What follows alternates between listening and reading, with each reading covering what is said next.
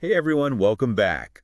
Ready for another deep dive? Absolutely. Always ready to dig into some fascinating topics. Well, today we're heading to the Philippines. We're going to tackle Republic Act 10524. Sounds pretty specific. It is, but trust me, this one's important. We're talking about expanding opportunities for persons with disabilities, or PWDs. Okay, now that's something worth exploring. Rights and opportunities for everyone, that's what matters. Exactly. And this act, it's not just some vague feel-good statement. It gets into the nitty-gritty of how to make inclusion a reality. I'm intrigued. What kind of stuff are we talking about here? Well, for starters, it actually builds on a previous law, Republic Act 72727. Oh, the Magna Carta for persons with disability. I've heard of that one. Yeah, so the Philippines already had some legal framework in place. This new act, Republic Act 10524, it kind of takes things up a notch. So it's like strengthening the foundation, layering on more protections and opportunity. You got it. And one of the most impactful parts got to be Section 1, equal opportunity for employment.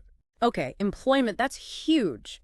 Everyone deserves a chance to contribute, to earn a living, to feel valued. Right. And this section, it's pretty bold. It mandates that all government agencies reserve at least 1% of their positions specifically for PWDs. Whoa, 1%. That's a pretty clear statement. No ambiguity there. A real commitment. No kidding.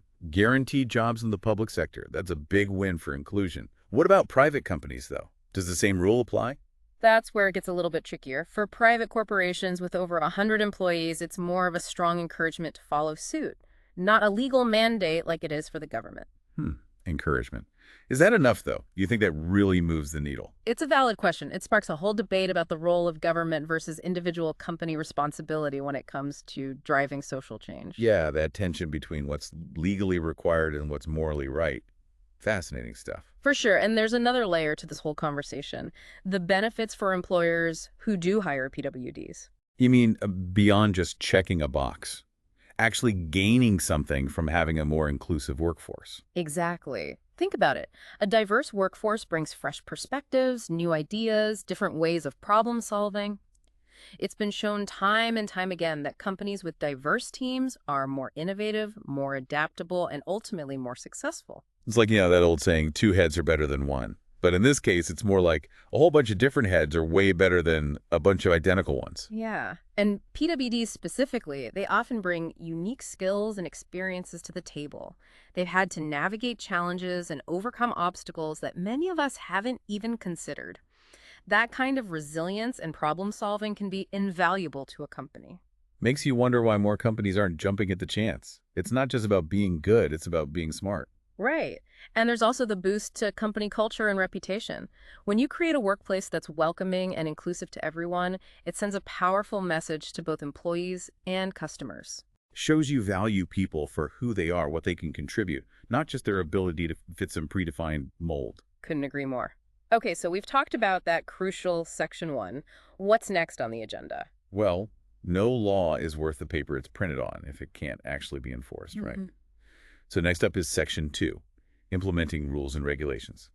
Ah, the nuts and bolts of how this whole thing actually gets put into practice. The action plan. Right. So who's in charge here? Who's making sure this act doesn't just gather dust on a shelf somewhere? This section, it pulls in several key players. We've got DLA, the Department of Labor and Employment, CSC, the Civil Service Commission, and NCDA, the National Council on Disability Affairs. Wow, a whole team effort. It takes a village, right? Each of those agencies has a specific role to play in making sure the law is actually implemented effectively. Sounds like they're serious about making this work. No half measures.